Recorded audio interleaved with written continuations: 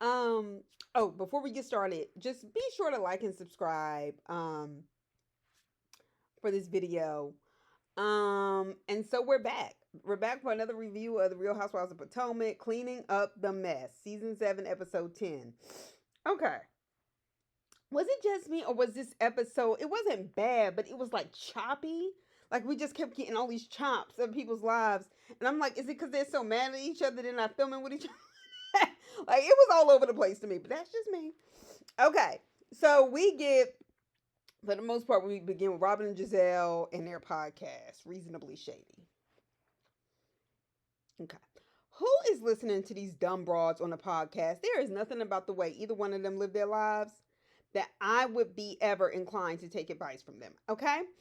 So the NAACP ought to be ashamed of itself for even nominating these fools for NAACP Image Award. This is not the first time the NAACP has messed up in terms of what I think is quality stuff to be associated with the NAACP. I don't give a fuck if they didn't win. You gave them a chance, okay? You gave them a nomination. Giselle claims it's blowing up, and you know Giselle be making up all kinds. I'm giving y'all real Miss Cleo tonight. Um, Blowing up. I'm gonna need to see some receipts, and I don't mean like receipts like slang. Like I mean money receipts. I want to know what the fuck is going through your tax returns from this podcast, ma'am, and some numbers. I need how much are y'all making? I really because this is some bullshit, and y'all seem like y'all just hanging out on the couch. All right. So Giselle brings up that her twins are having a birthday party. That's cute. All right. So Robin is still talking about this bullshit prenup. Robin, you lost that man's money. You want an infidelity clause in there. And Giselle asks how they're going. It's amazing to me how Giselle is always in everybody else's business and nobody ever pushes back and asks her about hers.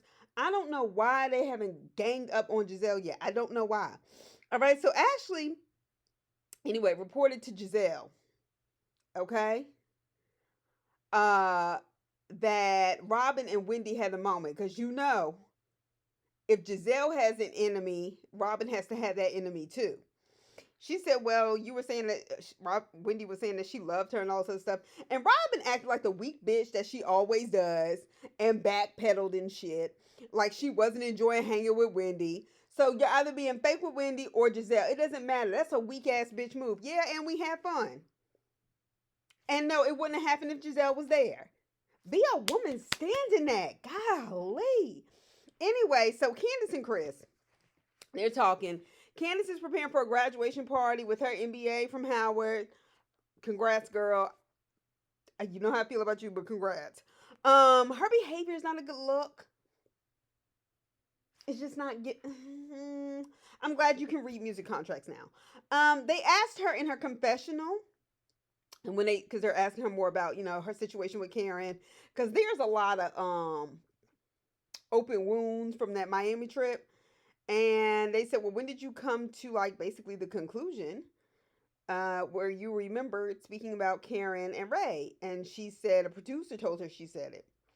Candace, yeah, I know. Right. Okay. Okay. Anyway, Candace is saying her period is late and she might be pregnant. That may have been the only consistent story theme throughout this episode. All right, Karen and Matt meet up. All these people be trying me with this show. Why are Karen and Matt still friends? It doesn't look real is what it's giving. He was her former assistant. So now what is he, your friend? Your homie? Matt is a hangers on, is what the fuck he is. Okay? And I remember that reunion. I can't remember what number, though. Don't ask me, but I remember it. From one of those seasons when like three different women on the cast, some of them were like friends of Karen. Like they weren't just like Giselle. And they were talking about how he talked shit about Karen, and they had heard that behind her back, and they wouldn't trust him. But Karen decides she's gonna do a live show. I have no idea really for what. And then Matt is giving her all these ideas for a live show, and I'm just like, Matt was all over the place, and Bravo started doing that that thing where they didn't take one face and cover the other face because everybody's so confused, and then you had the little swirl. That shit was hilarious. All right, so just side note, because y'all probably saw the commercial. Maybe y'all didn't. Maybe y'all did. I'm a huge, huge, huge Whitney Houston fan.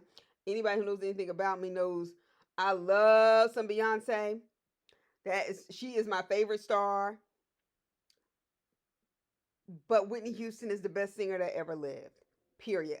Okay? I feel like God lived in her vocal box for the years he gave her to us.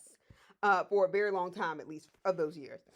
I am tired at this point of people doing a whack job with her legacy, and I think they need to let her rest in peace a little longer, go back to the drawing board, and find some real qualified writers, researchers, and actors to do Whitney and the people around Whitney. When I say do them, actually show what kind of people she had around them, like how many people around her were jealous of her, and she was still trusting they were friends and good family members. Okay, so no, I'm not excited about that movie. And endorsements from the Real Housewives of Potomac chicks does not help. So I'm gonna stop there. That's just my side note because they were supposed to be doing the plug that wasn't nobody here for. Wendy and Eddie went to Chicago after Miami and came back. This is what I mean by a choppy like episode. Like, okay, y'all in the car back from the airport. Wendy can't pronounce Chicago. She keeps saying Chicago. And he was like chicken. She was like, well, I'm trying to sound like the gangsters. He was like, no, because you're not one. So she claims she went to a conference at the University of Chicago, and we know that's one of the top schools in the country. Both my father and brother went there for graduate school. Although I have never mind. So she went to a conference and she was a keynote speaker at the conference about women and something else. None of the clips from the conference were enlightening in regards to what she spoke about. She was just like, I think we are the generation that shows up as we are. And I wish they would have turned the camera to show us how many people showed up or not, because Wendy really pushes this I'm every woman, every kind of woman, Renaissance woman, and I am just not here for the bullshit. So on their way back from Chicago, I'm glad she took a trip with her husband. Honestly, they could have took it sooner had she left Miami, but that's just me. Um, and he's trying to explain to her, she starts listing off all the things she needs to do, and he's trying to explain to her how she needs to prioritize her health and like her kidney stones and taking care of her kidney stones. And I agree. I agree. And Wendy's talking about, well, I have to do graduation for my students, this, that, and the other. Let me tell you something. I have a PhD too, Wendy, and mine is in history. And unlike college or high school, where professors, by and large, are obligated to go, high school teachers are, expected to be there. It's not the same expectation for your graduate school professors. It's nice that they can show up, but that's not really how it works. You're on your own writing a dissertation. So when I hear her say things like that, and knowing how much leeway professors get, particularly at top universities like Johns Hopkins, she teaches graduate students who are getting doctorates in education. She's not, that means you do like a year or two of coursework, and the rest of that is built on your independent time to basically write a dissertation, which is essentially a book. And you have approval from your professors, but she keeps pretending like it's something that it's not. And I don't know if Wendy believes that. She wants to perpetuate that, but it needs to stop. And there's an article out about how she is not the youngest black woman to ever be a professor at Johns Hopkins. In fact, there's a whole article that came out about that. So I think she should probably stop saying that. Although what you have accomplished is amazing, Wendy. That kind of stuff is bound to come out. All right. Anyway, so Candace and Robin meet up. Okay. Candace, you better than me, but you might have just been doing some damage control. So Robin is crying about her hairdresser, Shirley. Because at first it kind of scared me because I was thinking, oh gosh, she lost somebody in her family.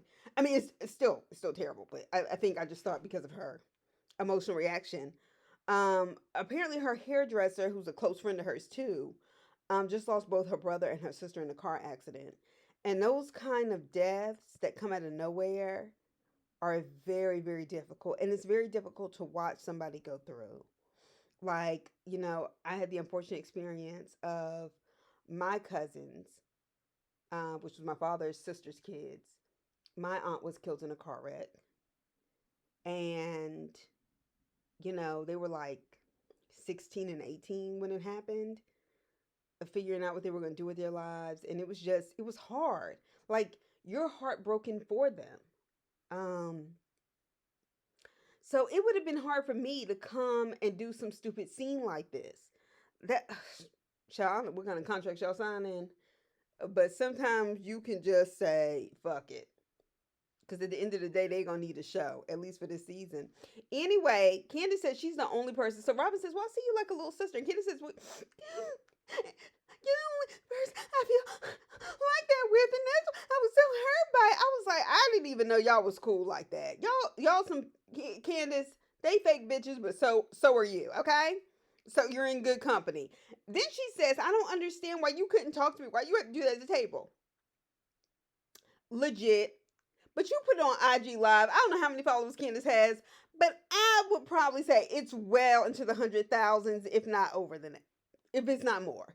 Okay? So Robin brought up that what she said on IG and says that, like, basically she felt kind of played too. Like, I've been supportive of you and Chris, and I've been clear with Giselle that I think she's wrong, that she's taking this too far. And it takes a lot for Robin to come up out of Giselle's cooch. Okay? So she says in the future, you should be more specific about people. And I honestly felt like, Candace, you said that shit on IG Live, and you was probably having one of your many emotional moments and didn't think about who else you would have hurt. Because I honestly think you're on reality TV. These people are not your friends, they're your coworkers. Okay? That's why they'll do anything to stay on the show to keep their check. The same way people will throw you under the bus at work. Why? Because they trying to move up and keep their check. All right? Now, truth be told, you threw Wendy and Karen under the bus when trying to put everybody in the same category as well. And both of them have been kind to you. And how I feel about Wendy has nothing to do with it. I see things for what it is. All right? Now, Mia and Gordon are opening a new location of something called The Joint. Mia is, homegrown in DC. And she was trying to bring affordable chiropractic services to DC.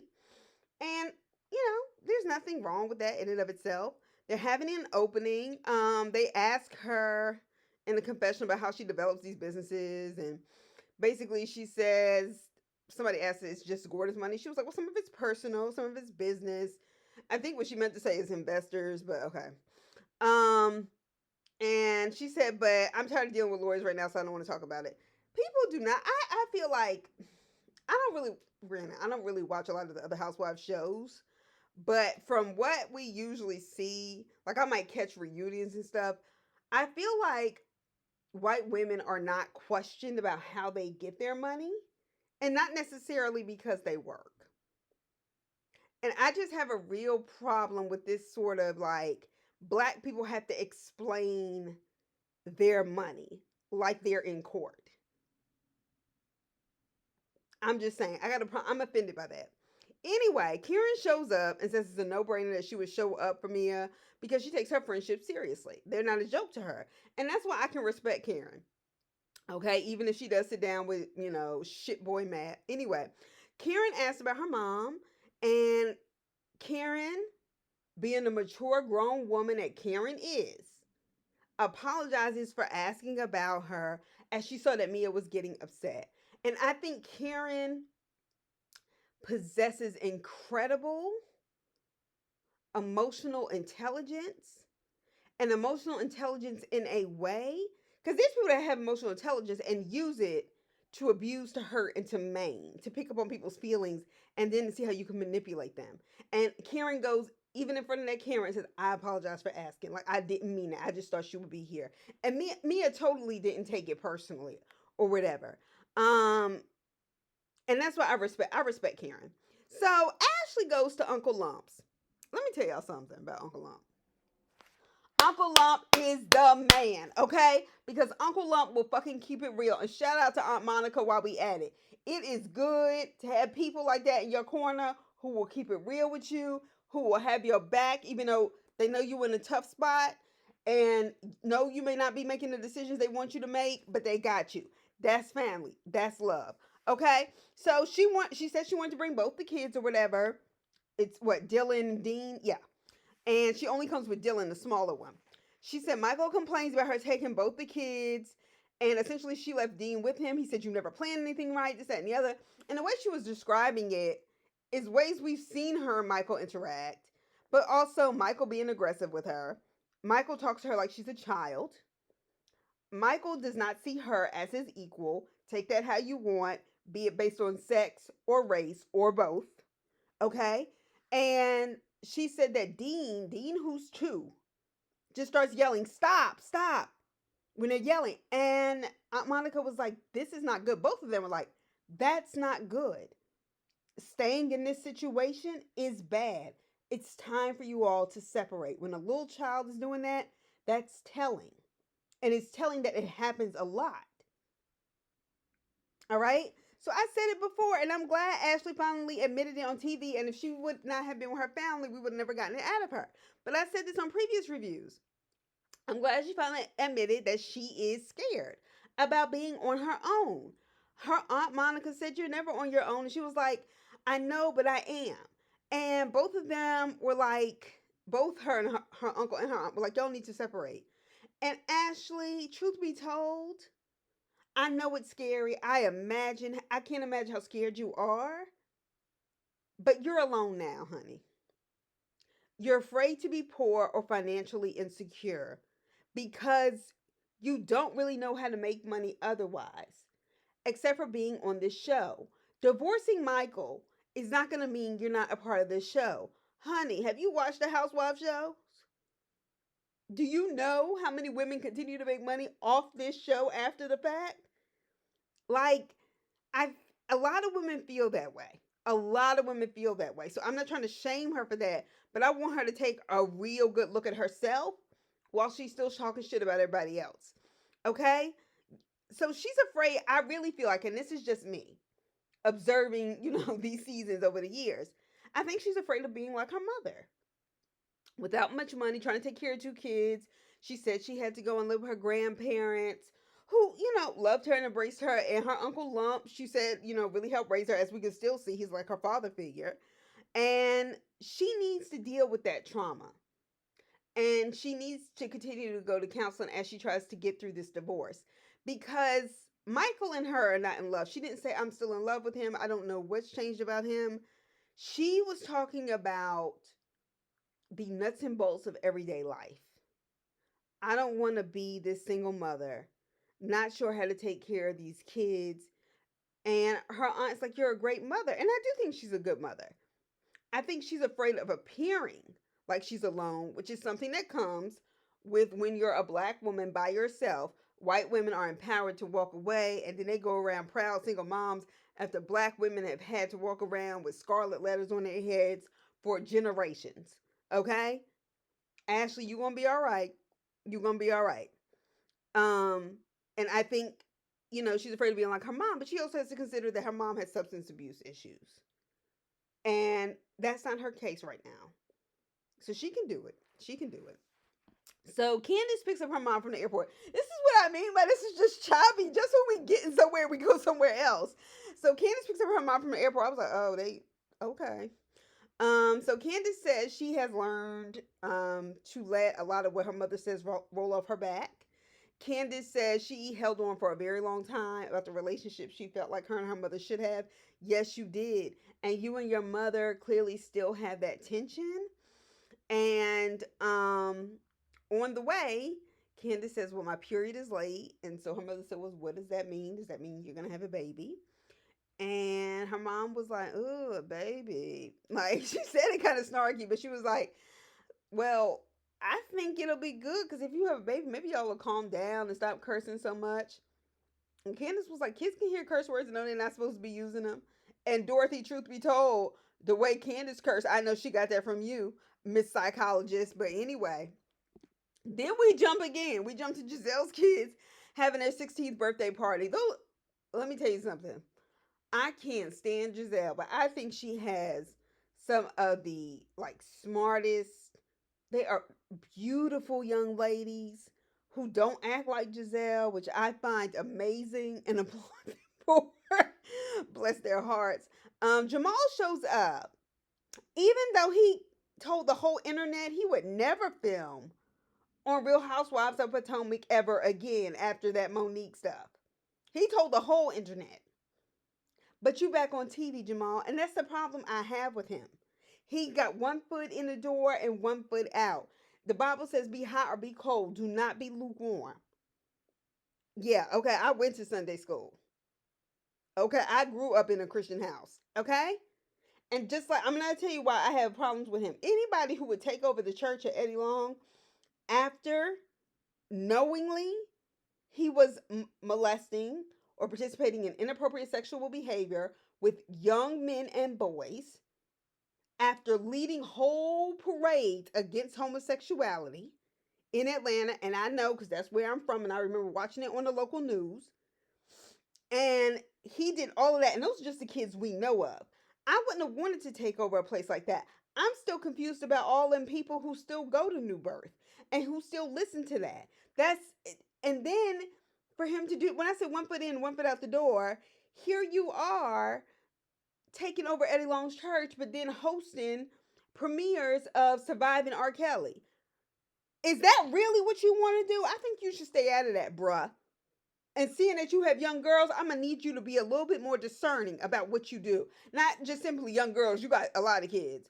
But it's amazing to me also how Giselle manages to put together these situations as she should with the father of her children.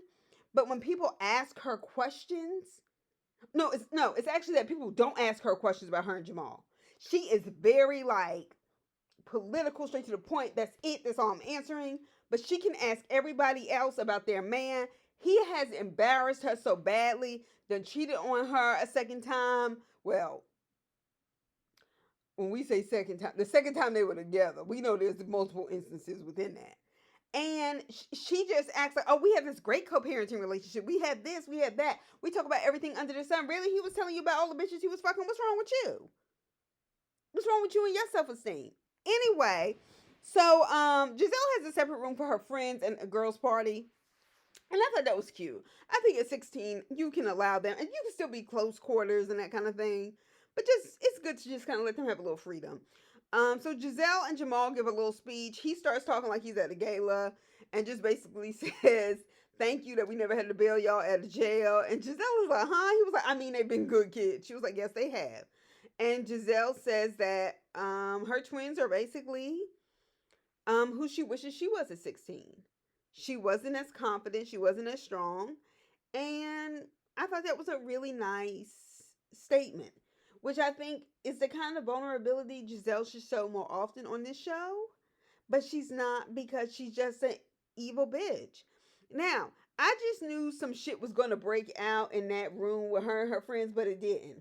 It didn't. So, anyway, Candace's graduation party, because we just jumping all around this episode. Cleaning up the mess is the title. Shit, making another mess ought to be the title. Now, Candace's backyard graduation party. I'm going to get in on the ambiance in a second, but I'm not there yet. So they're in the backyard, and there was a snake. It was some brown snake. And Dorothy, her mother, was like, I thought you didn't invite Giselle. I see she showed up anyway. I said, whoops. That's a read. All right. Anyway, so Candace has this really cute pink dress. You know, her weave was laid, but her hair usually is. She says that her mom gave Chris an apology in the best way she knows how. And that they just have to accept that. I call bullshit. And Chris is a better man than me. Well, obviously, but you get my point. Because I don't know that she would be welcomed in my home mistreating me like that. And I'm not sure Candace, how much respect I had for you for letting your mom in your home. It wasn't like your dad was there, and if he was, I guess he may just stay off camera. Because I guess he got businesses, okay, and a professional reputation to keep. All right? And let me tell you something. Her mama, that bitch can never be my therapist. I would never go to her with my problems. This is not good advertisement. Side note observation. Makeup is very, very kind to Candace, her sister, and her mother. It's very kind to them. It's a good thing that they have money and are connected to money, because them without makeup and them with makeup is on the verge of actually complete deceit with anybody who knows them. That's all I'm gonna say. Next, Wendy shows up and she's like, "Come on, 2 degrees." Wendy, it just sounded forced and lame. Like I feel like Wendy plays this model minority Nigerian who talks about her degrees and should be proud, but then does things like she does in the confessional and says, "Well, it's not 4, but 2." I mean, still, like 2 degrees, that's still a lot. Hell, 1 degree, it's still an accomplishment. Like, and it just seems like she's always trying. Like, Wendy does not fit in with this group, but I also feel like Wendy doesn't really know who she is as a person. And that's why I think a lot of things that she does just reeks of insecurity to me, like begging to be people's friends, wanting them to like her, trying to hug Giselle at the spring fling, apologizing to Robin. We're gonna get there in a second. So, Candace, they show her in like the confessional or something like that, and her pregnancy test was negative. She said she was sad initially, but they have an original plan. Um, wasn't me, but the picnic outside looked cheap. I know everybody's talking about how hot it is, but you know, whenever you like Maryland and below, and it seemed like this was maybe like June or July, it's gonna be hot. But the tent had like fake painted windows. Like I didn't understand the point of that. Just have a party in the house, or have a better tent. The Real Housewives of Atlanta Limited something. Never mind. Anyway, so everybody's complaining about being hot. That ain't nothing new at no black cookout. Next, Karen asked Robin about the plans for the wedding, and just like regular chit chat, she claimed she's going to have Robin claimed she's going to have a private ceremony with just the 4 of them. No other plans. It took me a second. I was like, okay, so maybe it's Juan, Robin, her mother and father, or Juan, Robin, who? And it didn't hit me like, duh, her 2 kids. Karen made that face and was like, okay, so now y'all having a wedding with no guests. Okay.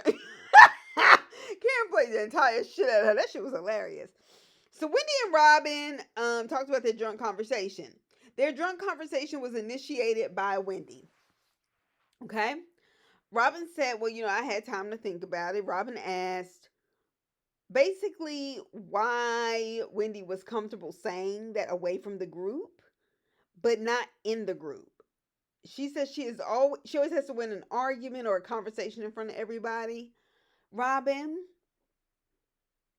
that is projection of the highest form. Didn't y'all go to the club together? More of you than less of you. Okay? Y'all weren't there by yourself. She did that at the bar where Ashley or Candace or whomever was recording it, so other people were around. She can't talk to you when snake ass Giselle is around because you're too busy up her fucking cooch. That's why. That's why she was more comfortable saying it at the fucking bar. No, Robin, that's you. That's you that can be nice to Wendy when Giselle is around because Wendy is not y'all's friend. Okay, exactly. So the question is, Robin, why do you always feel the need to have the same enemies as Giselle?